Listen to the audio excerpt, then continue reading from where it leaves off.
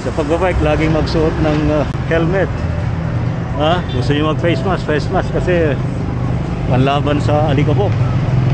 And of course, eye protector, goggles, ganun din pang laban sa kuwing at alikabok. And of course, sa gabi, light, diba? Light sa harap,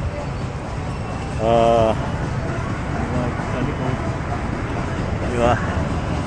Yan ang basic ng cycling. Sa araw, hindi naman kailangan ng light, although iba gumagamit ng light, especially pag makulimlim, no? Ang panahon. Now, dahil sa naka-go signal naman yung kabila, pero delikado pa rin. Huwag kang susugod. Mahirap na, di ba? Tayo mo na lang na mag-green. So we have to follow traffic signs, traffic lights. Yan ang tunay na responsableng nagbabike, no? Ito tayo. Masyadong ito tayo sa gilid.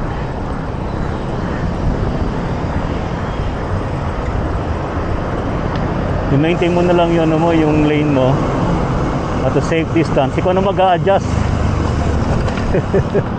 Makasakit din na nag-a-adjust. Well, nag-a-adjust din naman ako. Motorist din naman ako. May lisensya rin tayo. So, defensive driving. Pati sa cycling, dapat din defensive. Hindi yung bara-bara ba, no?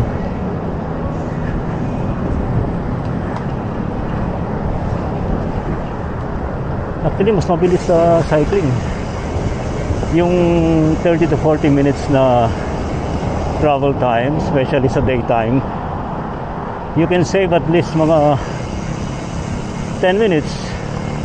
Depende pa rin sa traffic, pero pag traffic naman kahit paano nakakalusot ka, no? But be careful. Ganun lang naman yun. So here, although walang bike lane dito, ito na ang safe distance mo sa lane na to. Huwag ka nang gumitna. Kung gitna ka man, sumignal ka kasi especially pag meron kang i-overtake, diba?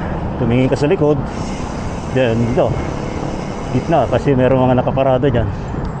Saka dumistansya ka rin dyan, bigla may magbukas ng pinto. May mga ganung mga aksidente.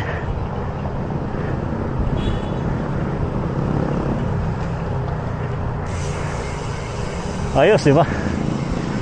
Ayos, diba? Ayos.